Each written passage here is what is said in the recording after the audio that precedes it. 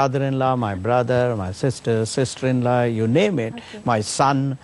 I mean, everybody is a professor, everybody is a PhD, everybody is into research. Therefore, I certainly would have enjoyed being a teacher, because that's the only profession where by sharing your ideas with others, actually you enhance the knowledge. Scientific research is very rewarding personally and in terms of monetary gains if you're successful.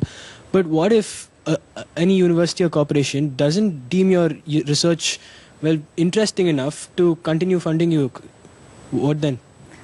The financial security of a life in research, perhaps. That's a very good question. So, in the experimental sciences, the question that you ask is a very vital one, because if you're running a lab, if you're running a biology lab or a chemistry lab, and you don't get funding, then you basically are not able to carry out the research that you would like to do, because it really shuts you down. So that can be a very stressful part of being a principal investigator in experimental sciences.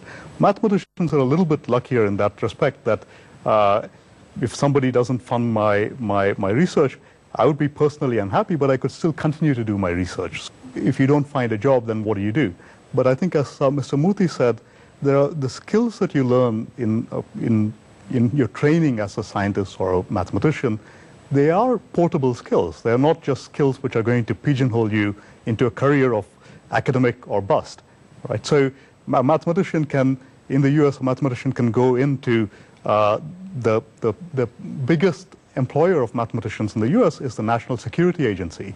There's a big demand for people with mathematical skills in all kinds of security problems. Wall Street. There's Wall Street too. We cannot ask, and it's not, we should not expect people to somehow turn to the sciences and become monks.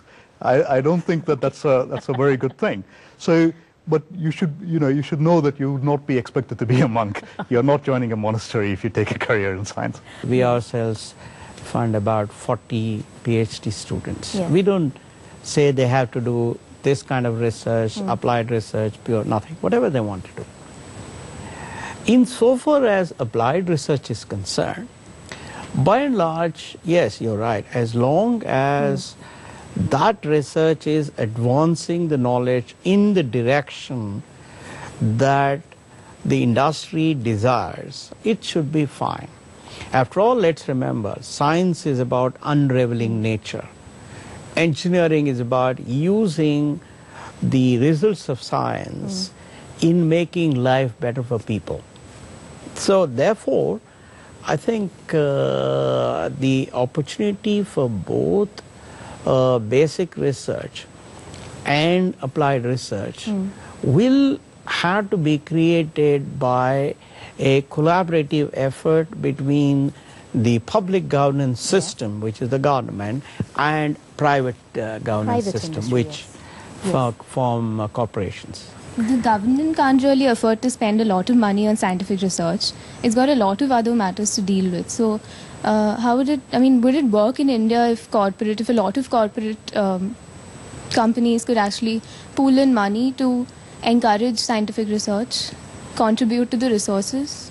But today we work with in Institute of Science, Bangalore, we work with some of the IITs, we work with MIT, we work with University of Illinois, Urbana-Champaign, we work with Purdue University, we work with Cambridge University. I would say that as long as there is a platform for the academia and the industry researchers to come together, funding is not an issue. I'm trying to do something in nuclear science. That's what my intention is.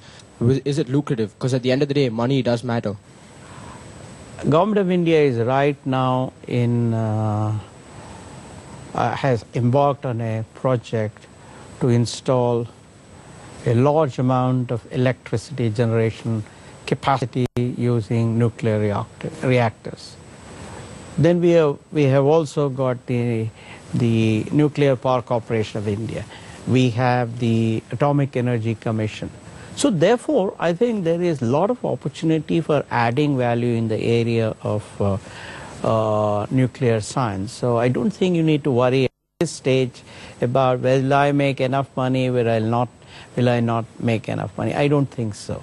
I think as Professor Soundararajan said, if you enjoy what you're doing, you'll be a happy person. And if you're a happy person, then you can make good things happen around you. Lots more questions from these students, very, very eager indeed to get their questions across. So that's after a short break. We'll be back.